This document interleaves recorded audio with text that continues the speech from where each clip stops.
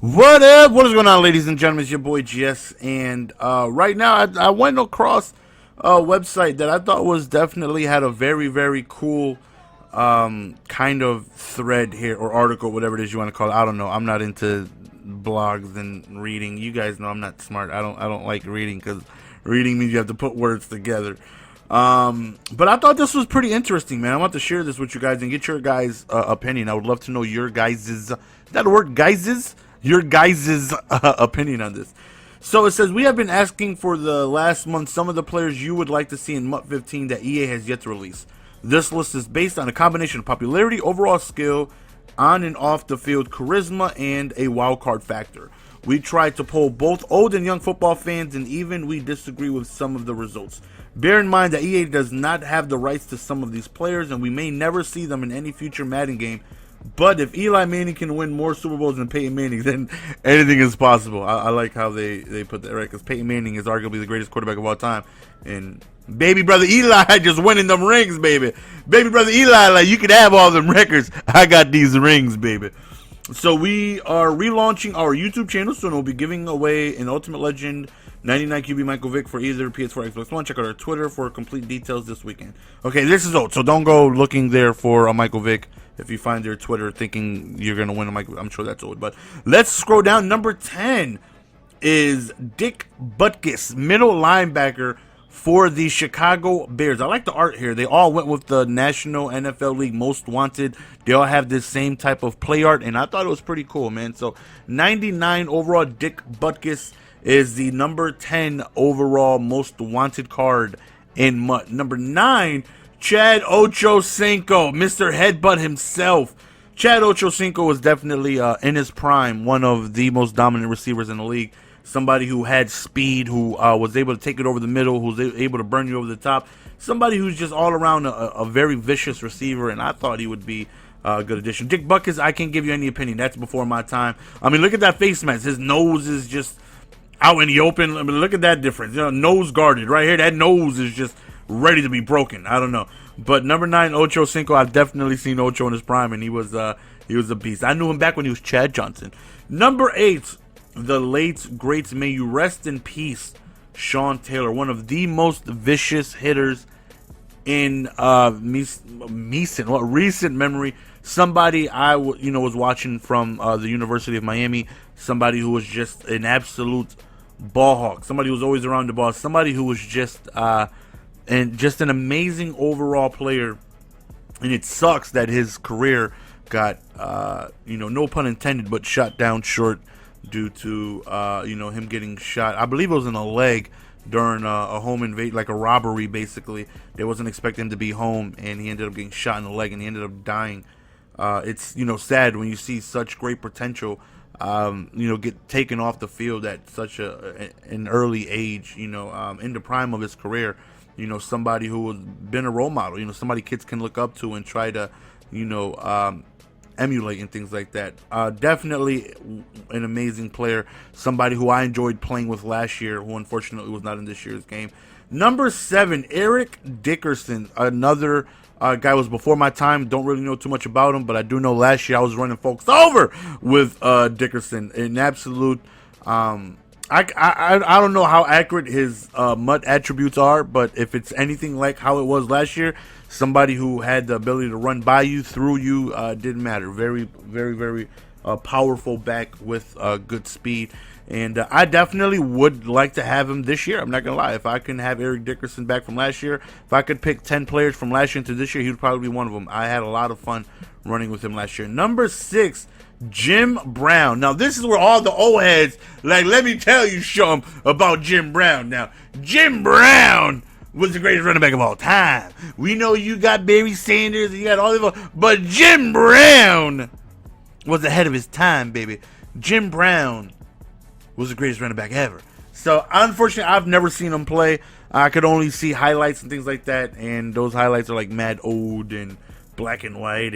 But I know he retired early. I don't know how many seasons he played. I think he played like 5 or something like that. I don't know. Believe me. Don't roast me in the comment section because I don't know my Jim Brown history. I just know that when you talk to somebody who's a seasoned, they got some wisdom on them, they tell you, man, Jim Brown was the greatest guy to ever touch a football at the running back position.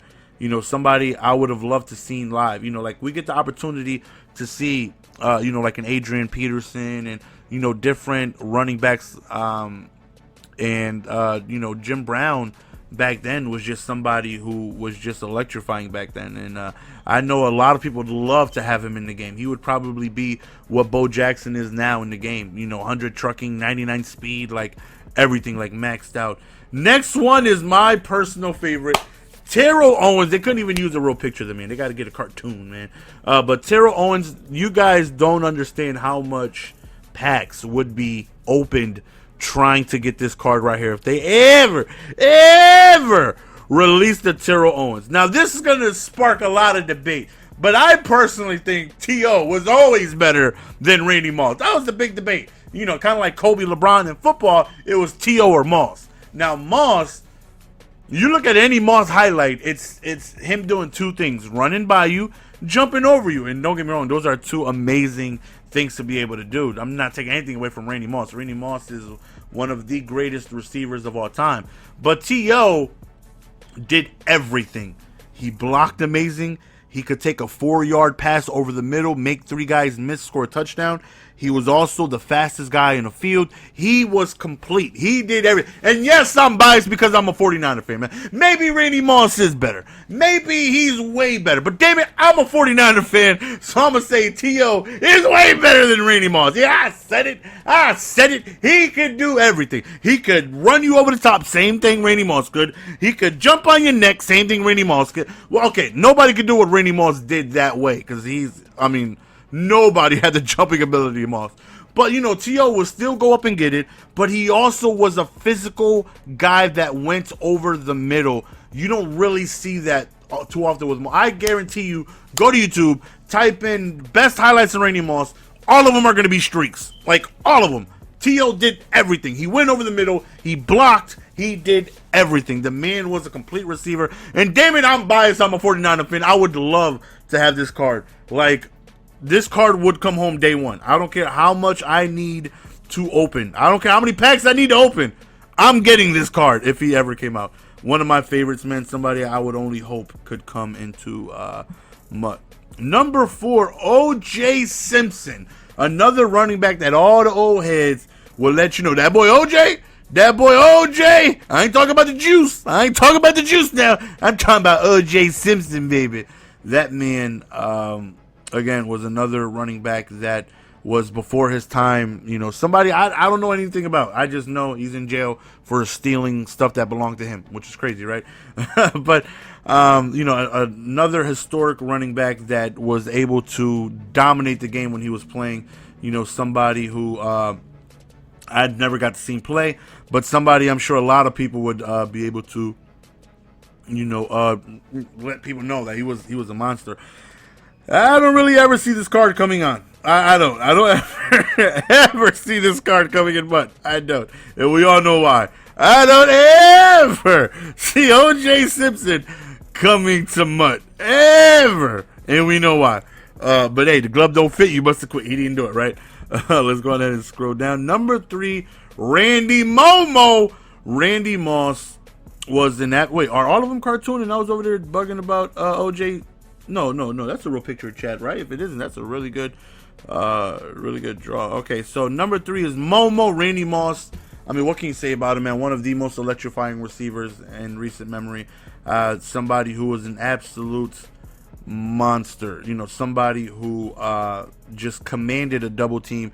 Even though I personally think T.O. is better, but I won't take away what Randy Moss put, the fear onto the defense on that field. Like, you need to understand that he is a priority on defense to stop.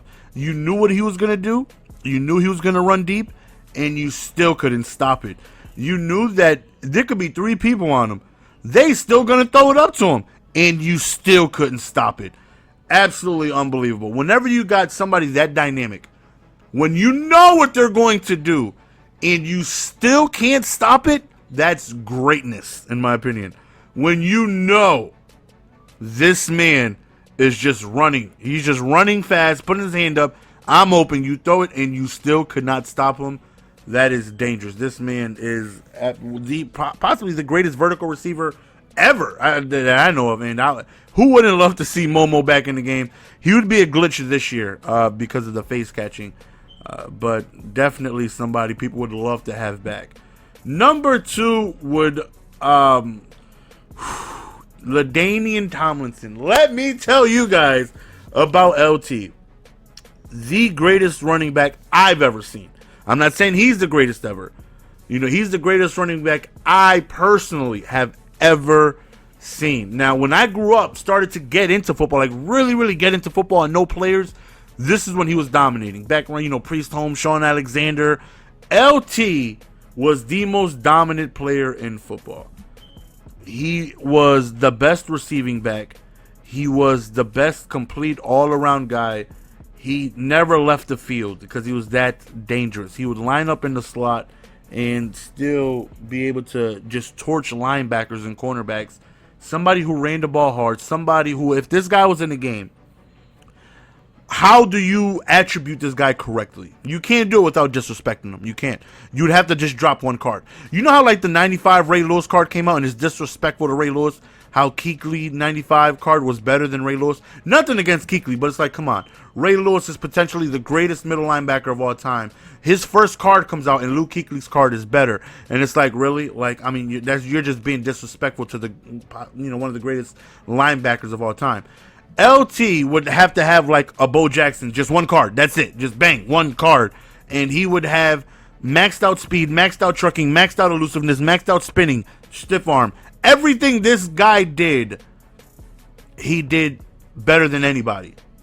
He ran harder. He ran faster. He was so electrifying. Like, watching LT was an amazing treat to do when you got to see this man run with the football. He had it all. He could outrun everybody and score 60 yards.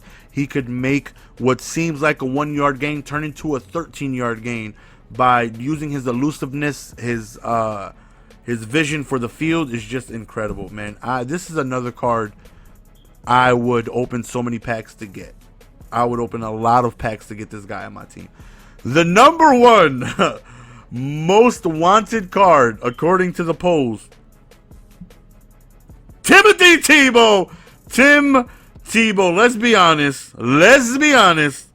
How many people would rock a Tim Tebow card? I know I would. I don't know about the 100 overall. This card looks so amazing, though. I like how they have that kind of like sparkle effect. This card looks absolutely astronomically biblical. You got to admit a lot of people would rock a Tim Tebow. And I mean a lot of folks.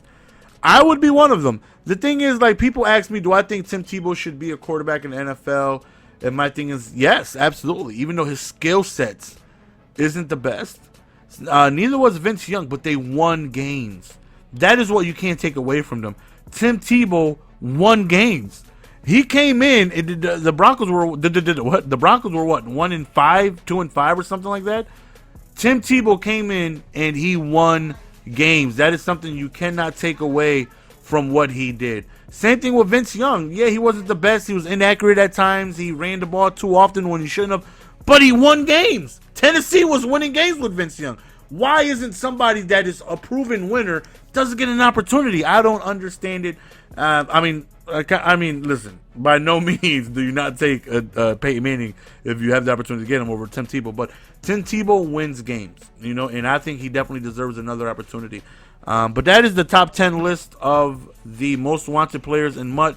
I would love to know your guys' opinion. Who is not in the game that you guys would love to have? If I could have anyone from this list, and even as a 49ers player, I would say it would be tough. It would be between T.O. and LT, because LT was magical. But if I had to just pick one player on my team to have here, I would go with Terrell Owens. Because, he could just do it all. And I would love to have T.O. Let me know if you could have just one player from this list. Who would you have? And who's not on here that you would love to see in the game? Hopefully you guys enjoyed the video. It's your boy GS. We're going to go on and have you signing out. Peace.